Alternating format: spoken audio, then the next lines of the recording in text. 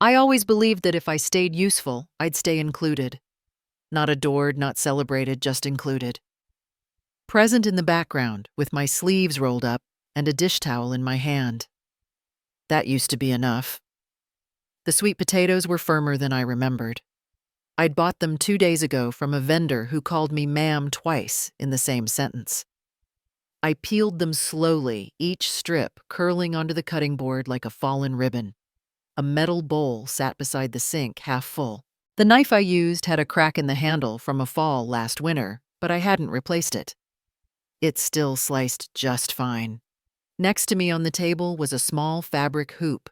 I'd been embroidering Emmy onto a handkerchief I planned to tie with gingham ribbon. Her name in pink thread, each letter taking me longer than it should have. The M was crooked. I'd tried to undo it, then decided to leave it. Children don't notice such things, and I no longer had the desire to perfect what was already sincere. The phone rang. I let it ring twice. The screen showed his name in white letters, Jack. The same name that used to sit above mine on every school emergency contact form. I answered and said nothing. "Mom," he started. "Hey. So about Thanksgiving." There was a pause. I heard a car door close. Maybe he was in the driveway. Maybe not. Meadow's finalizing everything. She's got the whole guest list down. We're, keeping it streamlined this year. I didn't respond. "If you're planning to come," he went on, "it'd be helpful if you came earlier, like before the guests. Meadow could use a hand in the kitchen." A longer silence this time. "But don't worry about the meal itself. You won't need to sit at the table." That was the sentence. I could hear him breathing lightly on the other end. No stutter, no discomfort. It sounded rehearsed. I looked down at my hands. There was a sliver of red thread looped around my thumb. I had been holding the needle even as I picked up the phone. "I understand," I said. That was all. I didn't ask who would be sitting in my place. I didn't ask if Emmy knew. "Thanks, Mom." Then he hung up. The dial tone hummed briefly before I set the phone down. A dish slipped in the drying rack clattered into the sink. The noise startled no one but me. The metal bowl of peeled potatoes stood half-finished. I didn't touch it. Instead, I picked up the handkerchief, examined the uneven stitching one last time, and began pulling out the red thread. It came loose too easily, leaving faint perforations like memory marks. The pink thread I had wound around my finger loosened, and I watched it drop into the blue tin, where I kept other small things I didn't throw away. Old buttons.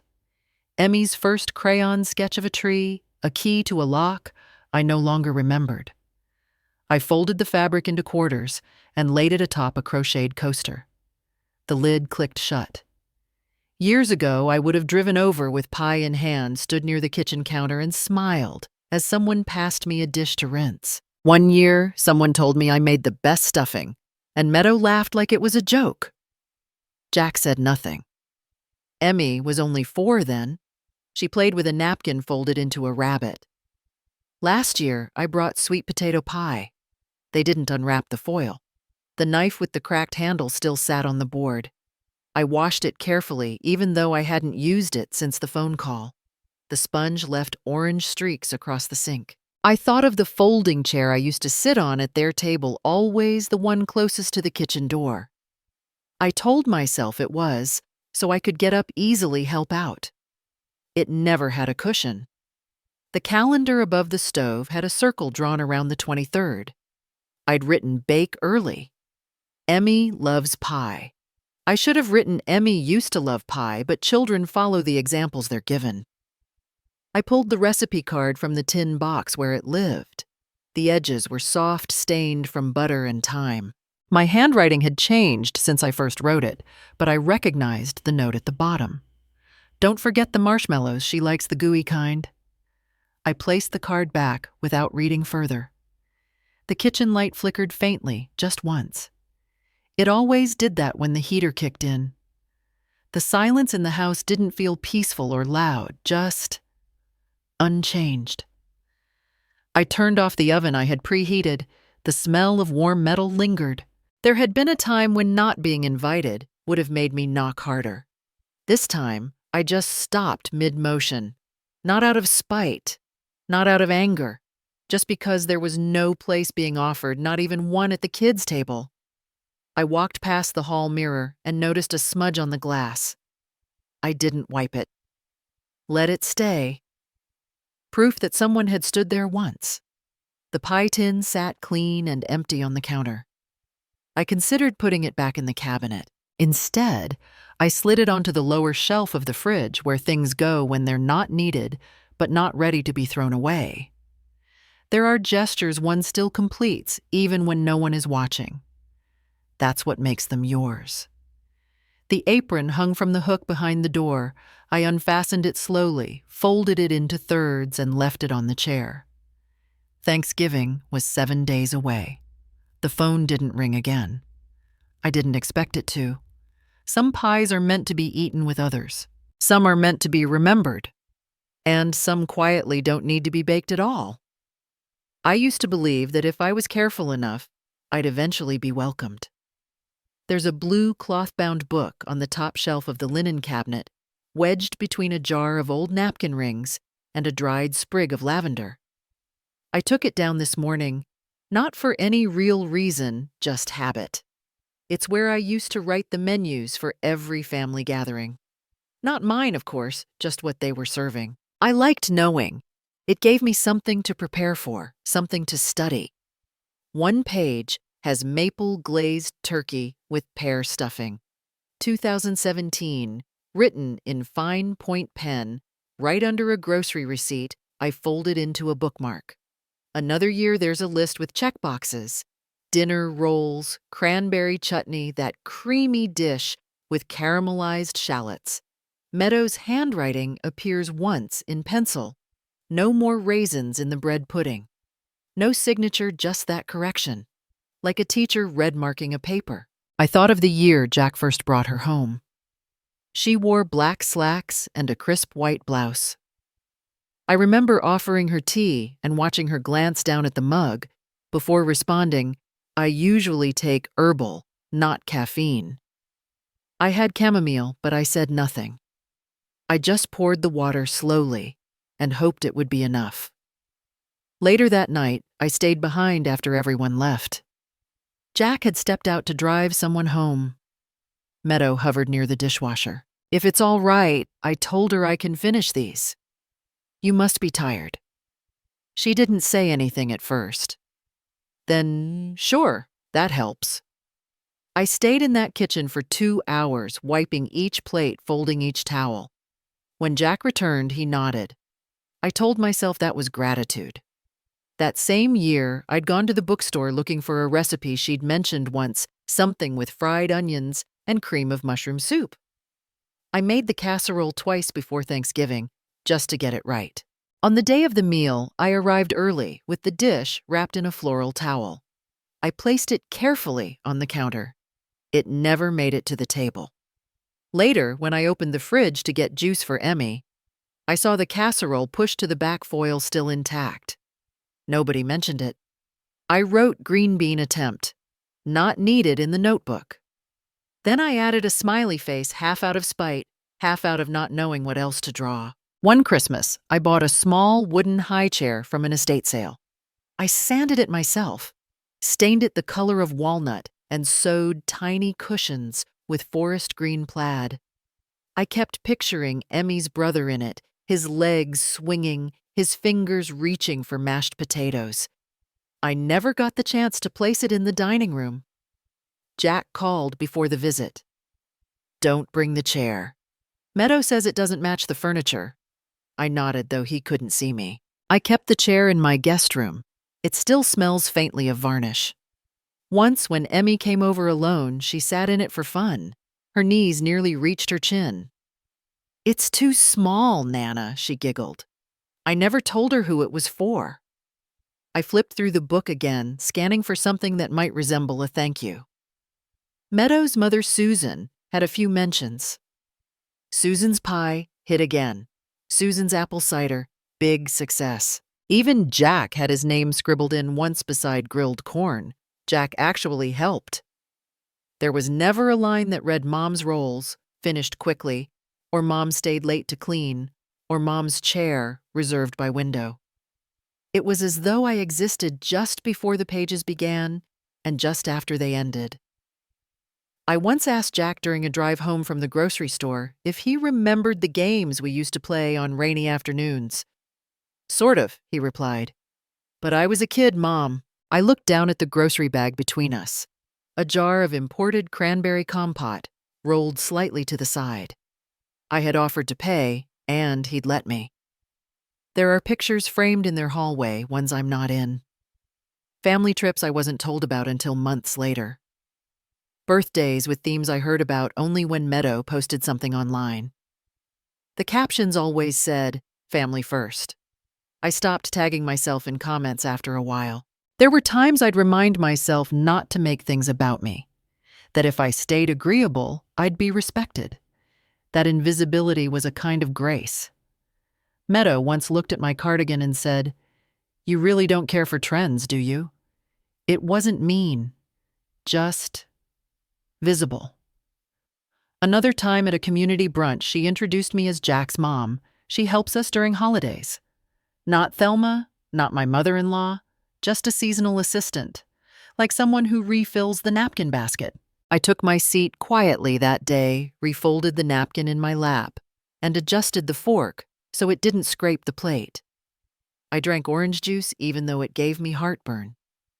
In the back of the blue menu book, there's a slip of paper I glued years ago. It's a quote from a magazine clipping presence doesn't require noise. But absence makes its own kind of sound. The page beside it is blank. I had meant to use it this year. I didn't.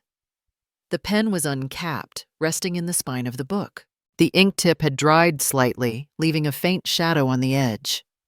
I closed it, gently wrapped the blue elastic around it twice, and returned it to the top shelf. Sometimes you can do everything right, show up early, smile softly, ask nothing, and still remain just outside the picture frame. Not erased, just never included. Some things fade without being erased.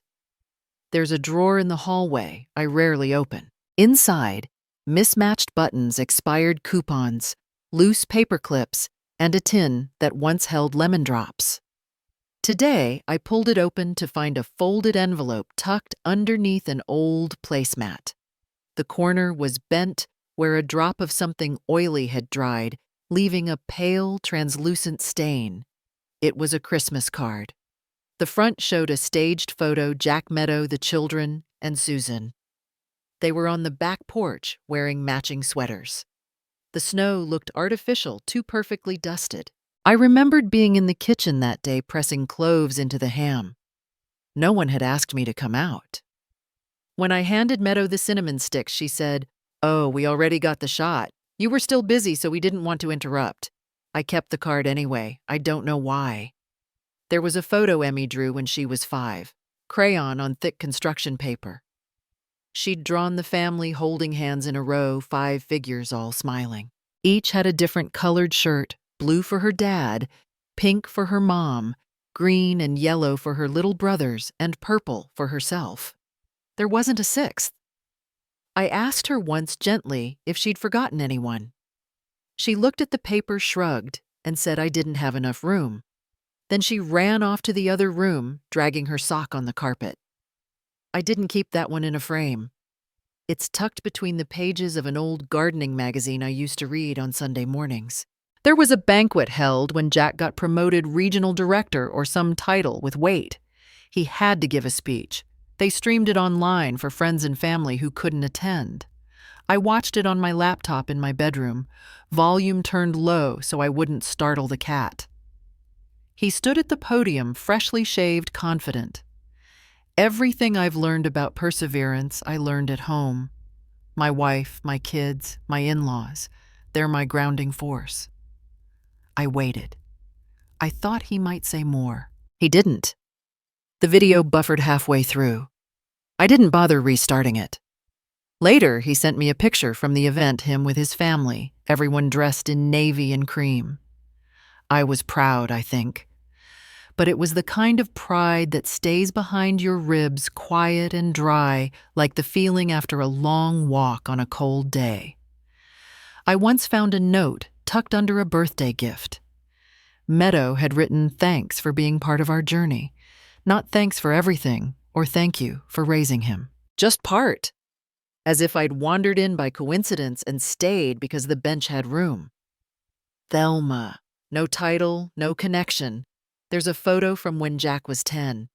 He'd broken his arm that summer and still insisted on riding his bike. I had snapped a picture of him grinning, his cast covered in signatures. That photo sat in my wallet for years. It's still in the drawer, but the ink has bled slightly. My handwriting, "My brave boy," has faded just enough to make the word brave blur like mist. Some mornings, I think about the casserole dish that's never returned to me. Not because of the object itself, but because it's the kind of thing people notice when it's missing. No one ever did. I once sat beside Susan at a 4th of July party. She leaned over, touched my forearm lightly, and said, "I guess we all have our roles, don't we?" Her tone was even. Her eyes never met mine again during the conversation. I folded my hands after that. Didn't take another deviled egg. There was a voicemail once. Meadow's voice short and clipped. "We're thinking of going a different route for Thanksgiving this year. More of a curated guest list. Hope that makes sense. No invitation. Just a curated guest list." I didn't call back. The pantry still holds a small jar of allspice I bought that same week. I hadn't opened it. The seal remains intact. I used to bring over candles for the dining table. Small things, simple, seasonal. One year I chose gold-toned holders. Another year, cranberry red. They never appeared again after the first showing. The third year, Jack told me Meadow prefers minimalism now, no need for extras. I stopped buying them.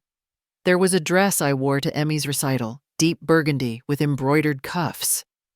Meadow looked at me briefly and said, "You do like to wear heavy colors, don't you?" I nodded. I didn't wear that dress again. In the same drawer where I found the card, there's a family photo taken at a barbecue, probably 6 years ago. I'm standing to the far left holding a tray of corn. The corner where I stand has yellowed. I thought about getting it reprinted once, but then wondered if anyone else would. They didn't. I've never liked loud things, loud patterns, loud music, loud arguments. But I've learned that silence isn't always peace.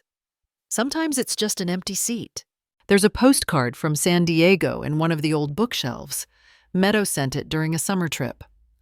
"Hope all is well," she wrote.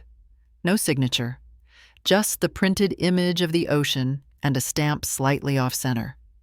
I remember placing it in a recipe binder I never opened again. There's no trace of malice in most of it, just omission. Quiet, consistent omission.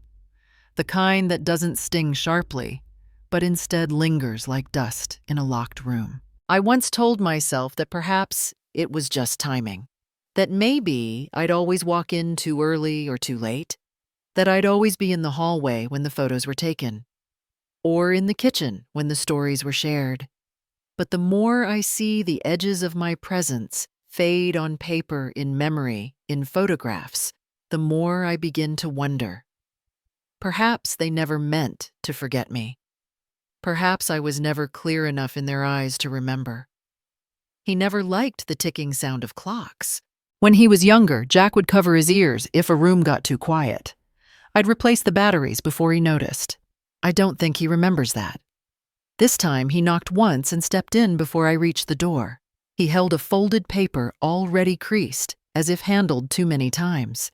He didn't ask if I had plans, didn't look around, just placed the paper on the table beside my cup, right over a faint coffee ring. "I thought I'd help you shop for Thursday. Meadow said we were short on serving spoons." I nodded, not because I believed him. He leaned back, arms crossed. "Actually, that's not why I came." He slid the paper an inch closer to me. I saw the header. First Pine Properties. Termination of lease agreement. Beneath it in small type, my name. This place, it's under my name.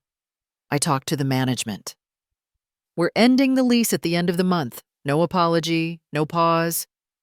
He adjusted the cuff of his shirt. We've got a lot going on. Meadows' family is flying in. Emmy's schooling costs. We can't juggle everything and still carry this. I kept my eyes on the folded edge of the paper. The ink bled slightly through. My name looked slightly smudged. You've had time. Decades. But it's different now. You're almost 70, and we can't pretend it's still your role to... He glanced at the wall behind me. It's not that we don't care, but you're not useful anymore. He used the word as if it were neutral, like expired on a carton. I know that sounds harsh, but you always taught me to be practical. His voice never rose, but the silence after each sentence stayed longer than the last. I reached for the photo frame on the shelf. Jack and Meadow on their anniversary. The corners were dull, the glass speckled from years of polish. I slid it quietly into my bag. He looked at the floor. It's just... We can't take care of you and everything else. You've got your Social Security, and I'm sure you'll figure something out, but you shouldn't expect to be treated like family still owes you anything. His hands went to his hips, and for a moment I thought he'd pick up the paper again. Instead, he turned to leave, stopped at the door, and added, You're lucky it's not winter yet. I waited until I heard the elevator ding. I didn't refold the letter. I left it exactly as it was, like a stain set too deep. One of Emmy's old dolls, the cloth kind with button eyes, tumbled from the shelf when I reached for my knitting bag. The leg was loose, hanging by a thread. I didn't pick it up. I don't remember standing. But I was already at the window watching the shape of his car shrink down the road. He didn't look back. He never did. The table still had the second cup I poured. The steam had long since faded. A circle of condensation marked the spot where his cup had once sat, years ago during the first Thanksgiving after his father passed. He brought a store-bought pie and didn't take off his coat. The clock on the shelf had stopped again. This time, I didn't reach for batteries. That afternoon, a letter arrived. A heavier envelope, thick cardstock. The kind that feels like it doesn't belong among bills and flyers. The return address read Vermont embossed. My name printed neatly, no misses. This time, just Thelma Barrett. Inside was a single sheet, centered and framed with thin blue lines. The ink shimmered slightly under the lamp. Dear Mrs. Barrett, we are writing to inform you of the passing of Ms. Josephine Langford Whitmore, your cousin and next of kin. In accordance with her final will and testament, you have been named the sole inheritor of her estate in Montreux, Switzerland, including the property at Rue des Cèdres, accompanying funds and full fiduciary rights. Please contact our office at your earliest convenience. I read it 3 times. My hands left faint creases at the corners. Her name felt unfamiliar, like something from a different book. I remembered she sent a postcard once years ago. Blue mountains, a lake I couldn't pronounce, and a scribbled note. Still thinking of you. I hadn't replied. I'd forgotten she existed. Or maybe I hadn't let myself remember. The letter rested beside my cup. Next to it, my small travel bag already half-zipped left there, since Jack's call the week before. I had packed a spare apron, an embroidered hand towel, and a bottle of cranberry syrup, Meadows' favorite, or used to be. On the wall, the calendar still showed November days marked with tiny stars: bake, call, florist, pick up Emmy's gift. I uncapped a pen and drew a single line through the whole week. Then I circled one day, not Thursday, My hand paused over the photo still in my bag. I left it there. A breeze slipped through the window crack. The doll was still lying on the floor, one eye turned upward. I didn't pick it up. I used to believe that silence would buy me peace. The coat I wore that morning had a loose button near the cuff, one I hadn't sewn back since last winter. I'd thought of repairing it many times, but always ended up folding it neatly again, tucking it back into the closet. Some things stay frayed on purpose. I packed slowly, not for lack of time, but because each drawer held the kind of small weight no scale could read. A coffee-stained napkin folded 4 ways. A salt shaker with one eye faded. A spoon missing from the usual set, but I knew where it had gone.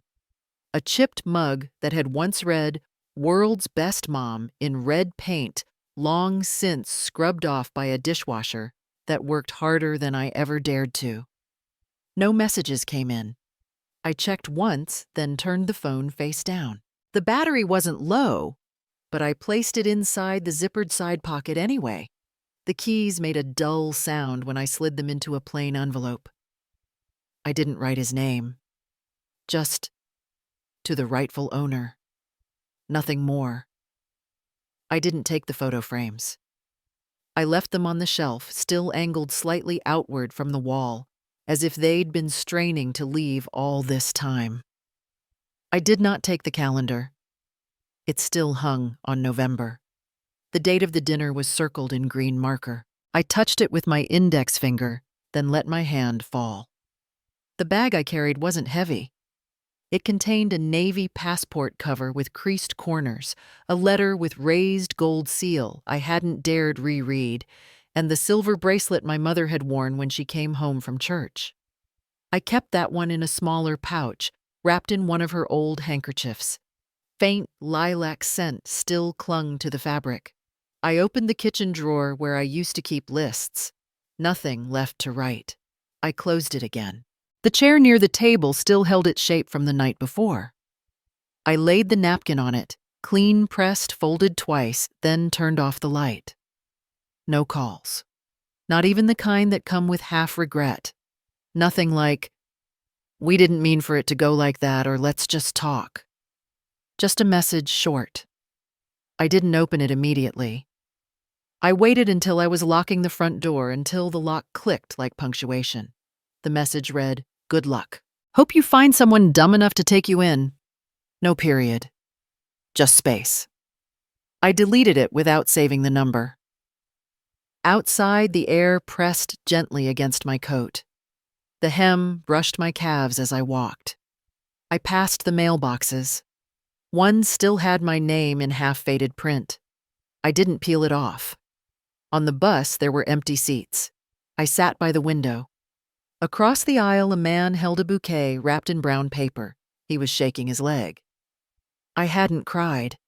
Not when I folded the towels. Not when I zipped the sag. Not even when I unplugged the small lamp I'd bought with my first paycheck as a receptionist. The one with a pull chain shaped like a pine cone.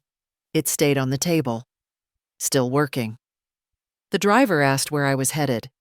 I handed him the ticket. He nodded, didn't say more. We passed Jack's house on the way to the station. I hadn't planned on it, but the bus looped that way. The yard looked different. Signs of preparation. The front gate wore a garland of fake leaves. A plastic turkey grinned above the word "thankful." They were setting up folding tables on the lawn. A voice floated through the open window. "Family's everything this year. No outsiders." Someone laughed. Not him. A woman's laugh, short and sure. I looked down at my hands. The bracelet caught the light for a second. I didn't wave. I didn't pause. Just turned my head slow. At the station, no one watched me arrive. The woman at the counter stamped my boarding pass, handed it back without looking up. Her nails were painted copper. I didn't bring food. I had no appetite, only the quiet need to be somewhere that didn't echo with names, not mine. I touched the letter again. Heavy cardstock. Sharp corners. The envelope read, "To Ms. Thelma Barrett. From the estate of Josephine Langford Whitmore. I hadn't heard her name spoken in years, maybe never aloud. I remembered a photo once sent at Christmas, a chalet against a snowy hill, windows lit untouched snow on the stone stairs. I had forgotten to reply. Now she had remembered me. I placed the letter beside me on the bench. A woman sat 2 seats over, humming to herself. I closed my eyes for a moment and thought about how quiet snow must sound when no one's looking. The bus rolled into the lot, brakes hissing. The driver stepped down, opened the door. I didn't stand yet. I unzipped the smaller pocket of my bag and pulled out the bracelet, turned it once, twice. The clasp had never worked right, always slipping loose at the corner. I slipped it over my wrist. It hung loose, cool against the skin. The ticket fluttered slightly in my hand. No one came to rush me. I stood, walked forward, handed the ticket without a word. I didn't turn back. I didn't need to. I hadn't been left behind. I had been released. I stopped expecting to hear my name said gently. It's strange how silence, when not used as punishment, can start to feel like permission. The woman who opened the gate wore thick boots and a gray shawl over her shoulders. She looked at me only once before turning toward the path. No introduction, no small talk, just a soft nod toward the steps dusted with snow. The house was made of stone and the door groaned slightly when I pushed it open. A fire had already been lit. It didn't smell like any wood I knew, no pine, no oak. Something colder, older. A silver tray sat on the table near the entryway, holding a sealed envelope with my name handwritten in careful cursive. Not Mother, not Ms. Just Thelma. The paper was thick. The seal pressed into the corner said Whitmore, though the W had started to wear away. I placed it in my coat pocket without opening it. I didn't need more proof. The invitation had already come and been answered. Upstairs, the room they'd prepared had a wide window facing the mountains. Someone had left a teacup out beside the bed. It held a spoon still coated in dried honey. I didn't ask who'd last stayed here. I wasn't sure if I wanted to know. A photograph leaned against the lamp base. 2 girls, maybe 16, sitting on a wooden fence. One of them had her hair braided down her back. The other wore a button-down too big for her shoulders. I recognized the shape of my mouth in the second girl. The first one had to be Josephine. There was no welcome note, just the picture and the spoon. I unpacked slowly. I took out the old silver bracelet I hadn't worn in years and left it on the dresser. I placed the envelope from Vermont beside it. Then I folded my scarf, the brown one, with a thread snagged near the hem, and slid it into the drawer. The woman downstairs, Ruth, I later learned, knocked once and left a pot of tea on the tray by the door. Chamomile. I hadn't drunk chamomile since my husband passed. I used to pretend I liked it, but that was never true. Still, I drank it. It tasted like dry grass and wet wood, but I finished every drop. Later that evening, I sat at the small kitchen table and looked over the contents of the envelope. A property map written in both French and English.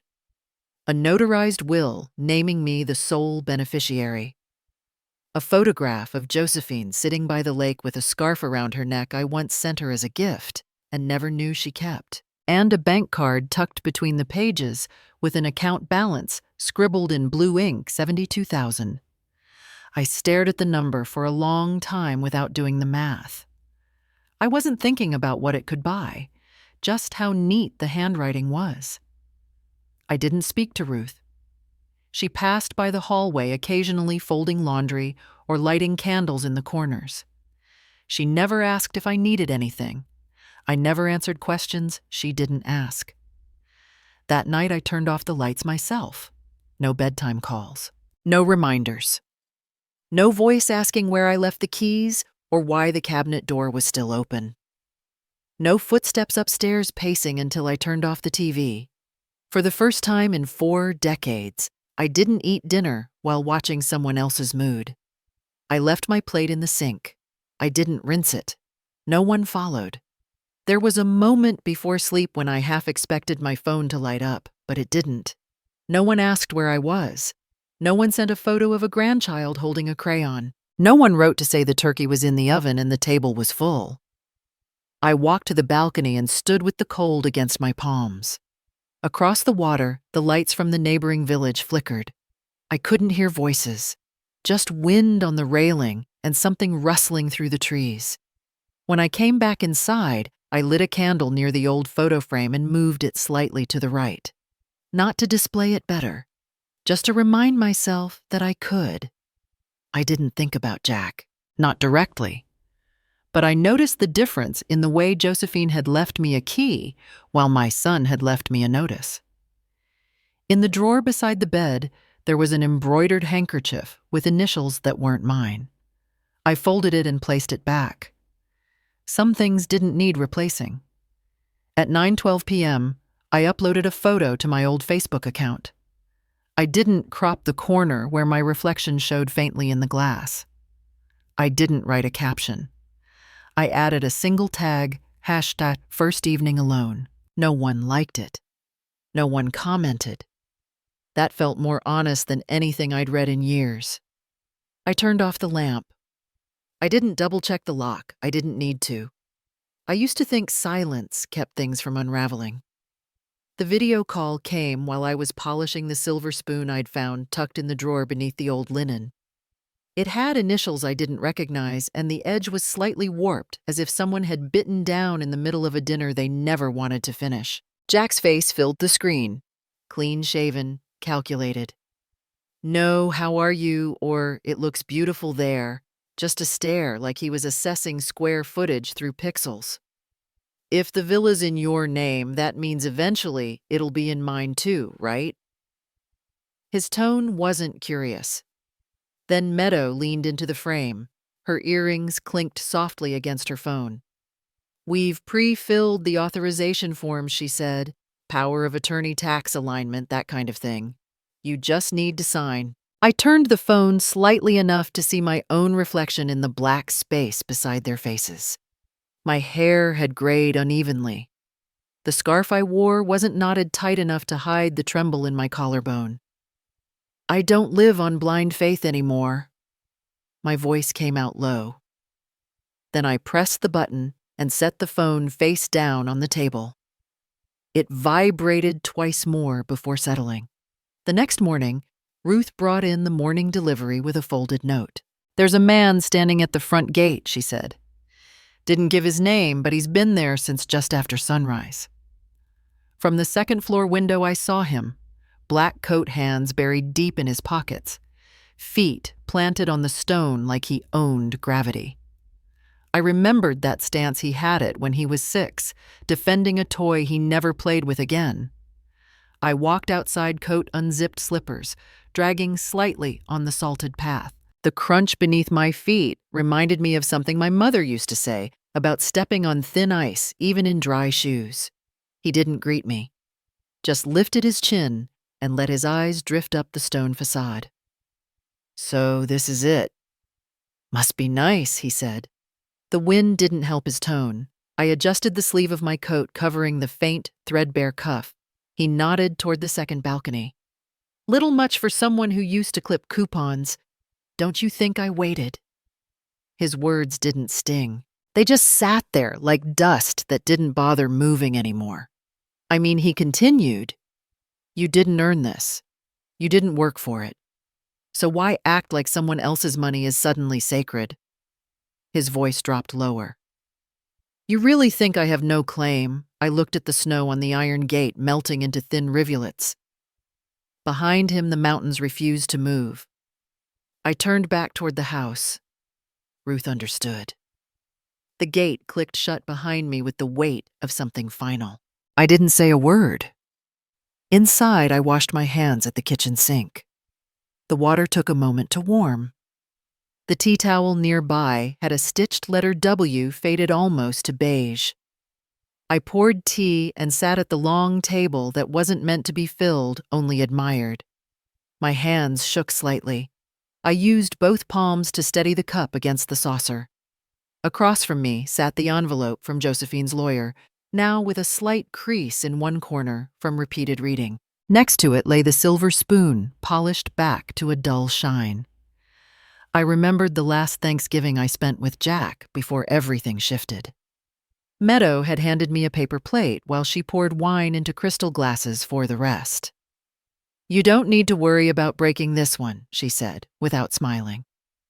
Even now, her voice had that same practiced cheerfulness that sounded like a warning.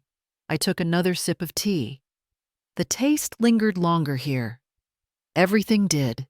The cold, the quiet, the space between words. He'd come all this way not to see me, just to circle something on a map and stake his claim. There had been a time I would have explained myself. Would have pulled out the letter, the deed, the photos from 1964, with two girls holding hands near a boat pier, one of them with a chipped front tooth and a sweater too big for her shoulders. I would have pointed to the writing on the back and said, "This is who she was to me. This is why I matter." But I didn't. Instead, I refolded the napkin from breakfast, pressed the corner with my thumb until it left a faint curve. The ceramic teacup clinked lightly as I set it down. He hadn't earned it, but that wasn't the point. He assumed it was his because I had once folded laundry at his feet, because I had once left dinner warm on the stove long after it was clear he wasn't coming. There were no debts to collect here, no apologies owed, no inheritance that could be justified by blood alone. Outside, I saw him walk the length of the gate once more before turning back toward the path. Ruth didn't follow him. She just waited still by the window with a hand on the sill. I watched the tea ripple slightly from my breath. Somewhere in the house, a pipe groaned gently, a reminder that warmth here was old but deliberate. He hadn't shouted. He hadn't begged. That would have been easier to forgive. I touched the edge of the silver spoon again, the warped part catching against my finger. Maybe that was the point. He hadn't come to remember me. He'd come to replace me. I never imagined stillness could feel like progress. The marble floors in the law office didn't echo like the ones back home. I stood waiting for the man behind the frosted glass to finish his call. A thin gold band on his desk caught the sunlight glinting. When he opened the door and nodded toward the chair across from him, I didn't lean back. A document lay in front of him, clipped, neatly, edges squared. His words came slowly, as if they had already been said many times. "The estate is solely yours. No clause allows for interference. You may name an heir or not." I placed the envelope he had mailed earlier back on the desk. "I won't name anyone." He didn't argue. The glint of the ring on his finger flickered as he slid the folder toward me again, untouched. On the way home, I passed the train station and watched two children count coins for a ticket. One dropped a penny. The boy looked at it, then walked away without picking it up. I stood still, then moved on. At the gate, Ruth opened the door before I could knock. Her hands were red from scrubbing the iron teapot. She glanced at the letter I was holding. There was a note under the gate this morning. "I left it on the mantel," she said. I didn't speak. Inside, folded once, his handwriting looked rushed. "We both know you're not planning to live much longer. Sign it now and we'll all save time." I placed the paper into the fireplace without unfolding it further. Ruth didn't ask. The flames curled around the page until it vanished. By noon, I sat at the long dining table alone. A bowl of soup cooled beside a linen napkin. I held the spoon in my right hand and watched the steam rise, but didn't lift it to my lips. The old radio in the study still played recordings on cassette. I found one labeled French Beginner. A woman's voice recited a word, paused, then repeated. I sat with the notepad and listened without writing. When she paused, I whispered the words under my breath. They felt foreign in my mouth, like wearing someone else's scarf, but I didn't stop the tape. Madeline came by at 4. She wore a beige beret and smelled faintly of tangerines. Her voice never rose above conversation level. "Your accent is too careful," she told me. "Don't apologize with your mouth."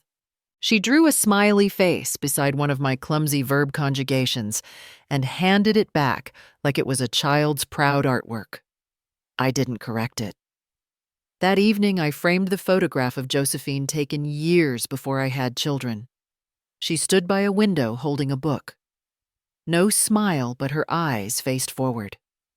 I placed it on the wooden shelf above the fireplace. The caption I wrote by hand: "The woman who saw me when my own child would not." The phone chimed twice at midnight. One email. "If you're not going to be reasonable, I'll be forced to open a guardianship inquiry. Your judgment has been questionable for years." No greeting, no signature, just that. The cursor blinked on the screen, waiting for my reply. I clicked the red X. The next morning, Ruth brought in the mail, a padded envelope addressed from California. I opened it with the letter opener shaped like a swan's neck. Inside was a pen, the same silver one I had once given Jack on his graduation day. He must have sent it back. The ink cartridge was removed. No note. I placed the empty pen beside the kettle beside the spoon I had not yet used. It stayed there all day. At 3, I joined the village photography circle. A woman named Ines handed me a brochure for the spring exhibition. She tapped the blank application section and said, "Submit something still." People think still means lifeless. It doesn't. I walked home with the camera slung across my chest. The shutter clicked once beside the lake. The water didn't move. That was enough. Ruth asked if I had read the second note Jack left the previous evening. I hadn't. She handed it to me folded twice. "He says he'll sue for access, to prove I'm unfit." She didn't respond. I didn't burn it. I folded it again and placed it under the leg of a rocking chair that never rocked. At night, I brewed the same chamomile tea Josephine used to steep. The tag on the bag was torn, but I knew the scent. I drank it cold. The mug had a small crack near the base. I didn't replace it. On the mantel, the fire had gone out. I didn't relight it. There were footsteps once outside the window. I didn't check. I printed one photograph from my walk. The lake. The frozen curve of water against the bank. Nothing in motion. No birds, no boats. Just the absence of anything moving captured mid-stillness. I wrote my name in small print on the back and mailed it to Ines. I didn't tell anyone. I left the shutters open that night. The pen stayed dry. The tea left a faint ring on the table. I did not wipe it. The photo of Josephine remained centered. I didn't straighten it. And the envelope with the legal papers stayed sealed, tucked inside the drawer lined with velvet. I never reached for it again. I used to think I had to be something to someone in order to be real. But being seen fully once by one person who didn't require proof had made me more than real. It had made me enough. I once thought legacy was something you built out of duty. The paper felt thicker than most with a soft grain that resisted folding. The legal assistant slid it forward, her finger tapping the line where my name was printed in bold. I picked up the pen. Not the one she offered, but the dark blue fountain pen Ruth had found, tucked in a drawer beneath Josephine's writing desk. It still held a trace of ink, enough for one signature. "I, Thelma Barrett, do hereby affirm that I have no intention of passing on ownership estate rights or financial assets to Mr. Jack Barrett." There was no hesitation in my hand, only the quiet, measured weight of a name that had become too heavy to carry with me into winter. The envelope I sealed that afternoon was matte gray. I folded a photocopy of the property title into thirds, carefully aligning the corners. I included the photo I'd taken on the terrace, my back to the camera, the Alps dim behind a wash of dusk. My hair was pinned in a way I hadn't done since my 20s. Underneath, I'd written with the same pen, "You stepped out of my arms a long time ago. I've just learned how to step out of yours." The package didn't need a return address. It found its way across the Atlantic regardless. 2 days later, his reply slipped into my inbox. I didn't open it immediately. I made tea first chamomile, not the imported blend he used to mock. He once told Meadow Mom, "Drink stuff that tastes like boiled grass. She thinks it makes her wise." The mug had a faint crack near the handle now. I didn't throw it out. Only after the water cooled did I tap the message open. "There was never a need for you. I only wanted what you lucked into." I deleted the email. I blocked the address. I didn't lean back in the chair. I didn't sigh. I walked to the drawer where I kept my passports and pulled out the old family album. The binding had started to fray. I hadn't opened it since arriving in Montreux. My fingers stopped at the photo of Jack's 3rd birthday, the one where his mouth was frozen in a half cry, frosting on his cheek, and my hand resting gently on his back. I slipped it out and laid it on the desk. Then the others followed one by one, each placed in a tidy row. The last one was from his high school graduation, his eyes slightly glassy, his arm draped loosely over my shoulder. I didn't look like I belonged in that frame. I looked like someone who had paid to be invited. I kept only 2. One was Josephine, arms folded behind her, wind lifting the scarf off her shoulder. The corners of the photo had curled slightly. I pressed it under the glass lid of the jewelry box she left me. The other was older, blurry, almost sun-bleached. I was sitting cross-legged under a tree book, resting on my knees, sleeves rolled up. No one else in the frame. I'd never shown it to Jack. I don't think anyone ever asked who took it. I slipped the rest into a brown envelope, then into the fireplace. Ruth didn't ask. She simply added another log and adjusted the iron grate. He never came to the house again. No more emails. No more notes under the gate. But one morning, a postcard arrived from New Jersey. Not signed, no return address. Just 2 words scribbled under a picture of a yacht. Wrong decision. I folded the card in half and used it to wedge the uneven leg of the kitchen table. It stopped the wobble. That was enough. Later that week, Madeline asked if I planned to return to the States. "You're still young enough to rebuild things." She meant well, her accent softening the edges of her suggestion. I didn't answer. I adjusted the photo of Josephine on the mantel.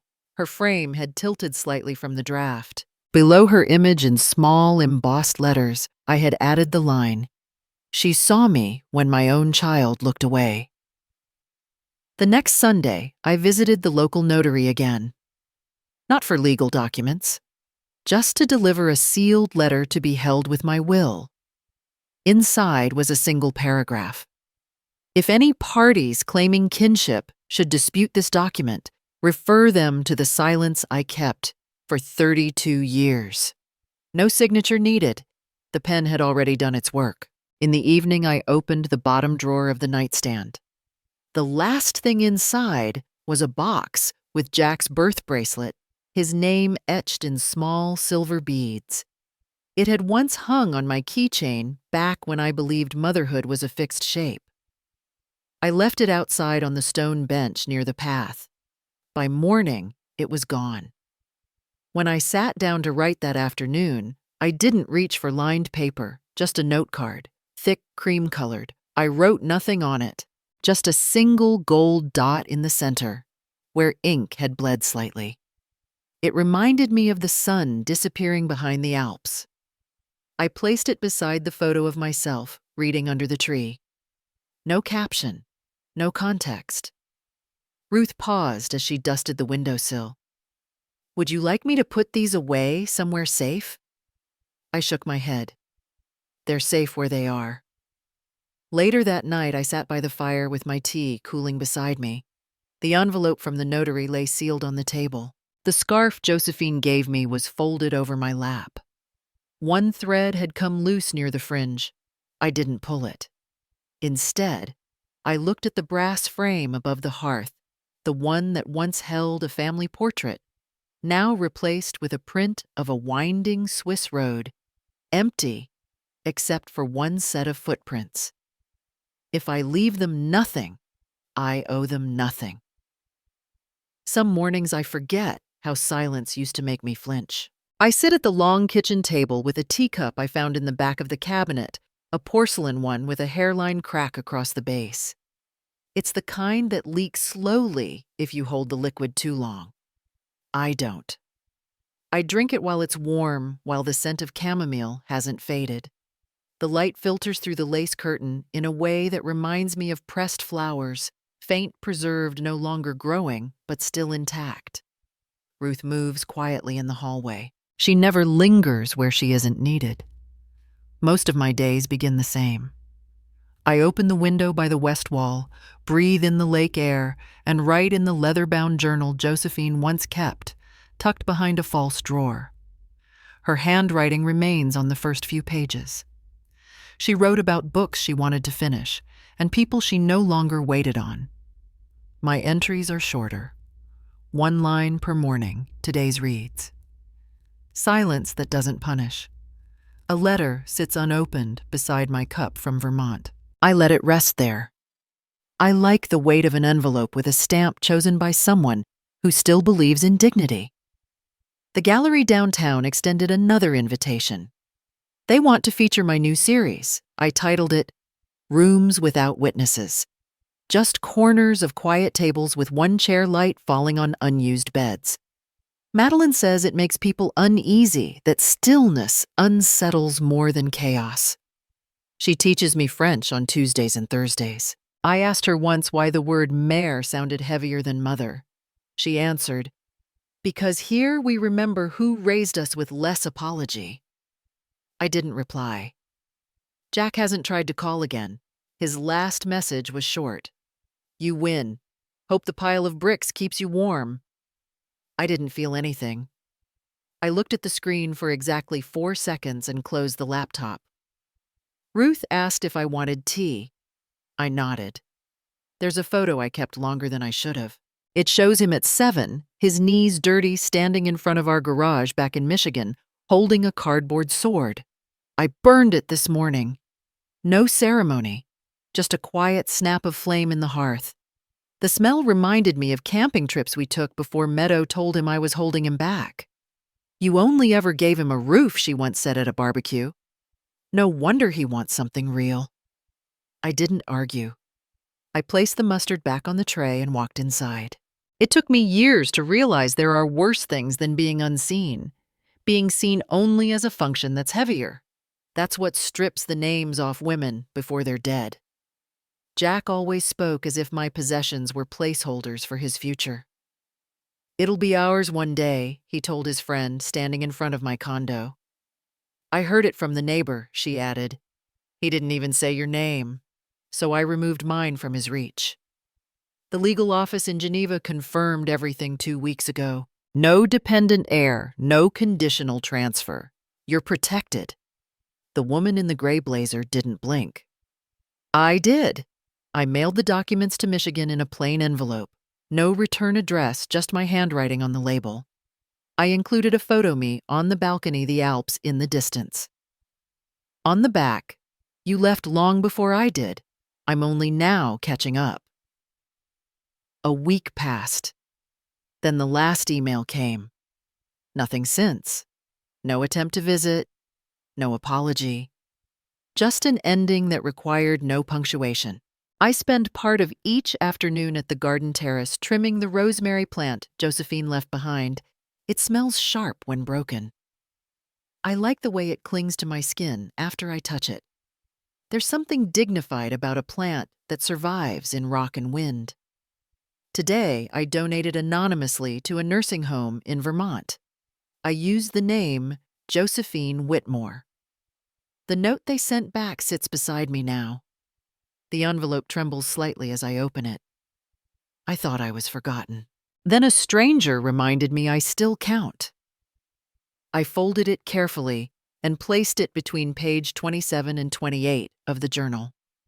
I hung a new wooden sign this morning over the entrance gate. Ruth helped me with the nails. It reads Maison de Silence. It felt right. Not sad, not defiant, just right. There's no mail from Jack today. No packages from Meadow. No reminder that they're circling back for another attempt. I think they've finally understood there is no seat left at this table for them. Not because I hate them, but because I no longer mistake intrusion for inheritance. Ruth brewed a new blend of tea this afternoon, lavender and citrus peel. She handed it to me without a word. I drank it slowly. No sugar. I listened to the kettle settle back into quiet. I keep fewer photos now. Just one on the mantel, Josephine beside a rusted bicycle, her dress pressed but wrinkled at the collar. Someone saw her once, even when no one else paid attention. She gave that gift to me. I don't know if I've earned peace. But I do know this: I'm no longer performing motherhood to keep a seat at someone else's table. I'm no longer signing over parts of myself for crumbs of inclusion. My name isn't spoken in their homes anymore. But I'm learning how to speak it quietly here where no one interrupts. I don't need to be right. I don't need them to understand. I don't even need them to remember. Because I'm living without needing proof.